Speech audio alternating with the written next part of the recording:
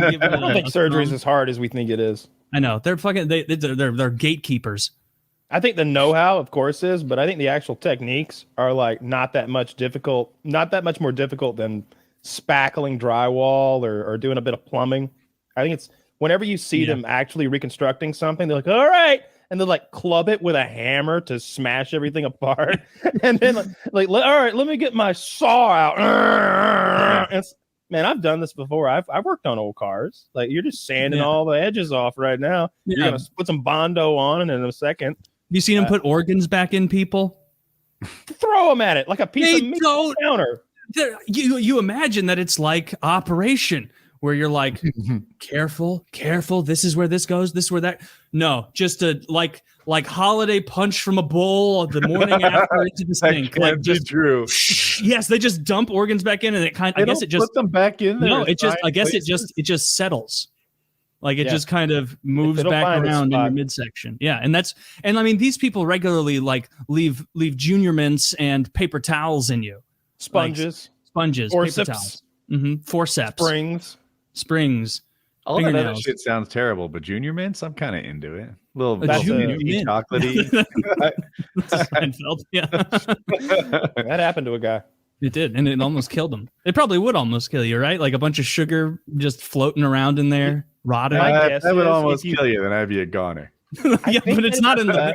It's freewheeling in there. Like I don't know what's going on. Making a big deal. If it were just like thrown into your body cavity, let's say we open your belly up and everything's reattached.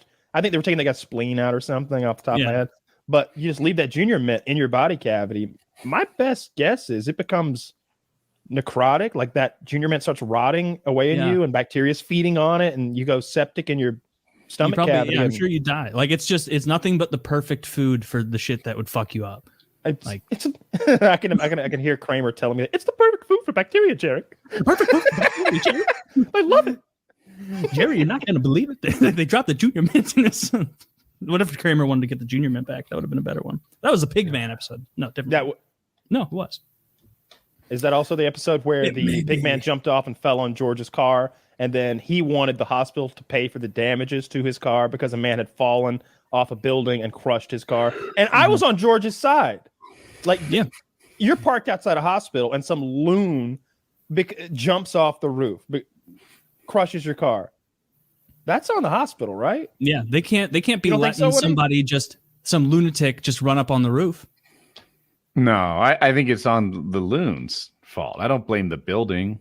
He's not capable of controlling himself. Like that's why he was at that facility, is because he's a loon. Oh, okay, they're responsible for counter argument, because I took it extended to anywhere else. Like if you parked outside a place of business, or if I parked in your cornfield, and then Pablo falls off Home Depot on my Hyundai, that's not Home Depot's fault.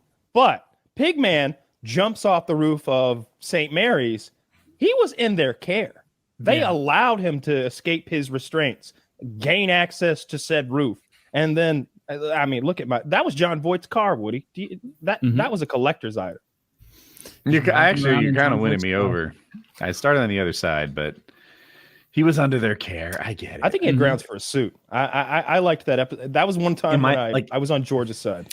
If your car gets damaged in a Target parking lot and one of their customers did it, I don't really hold Target responsible for something one of their customers did.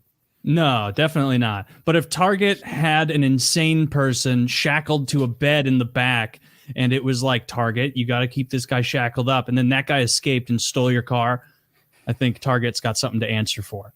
Hey, that guy that stole your car escaped the confines of the storeroom, and you were legally supposed to keep him there, but you let him run away. Maybe. This is what Seinfeld is about, moral quandaries. Questions. The big questions. The biggest questions. Is God real?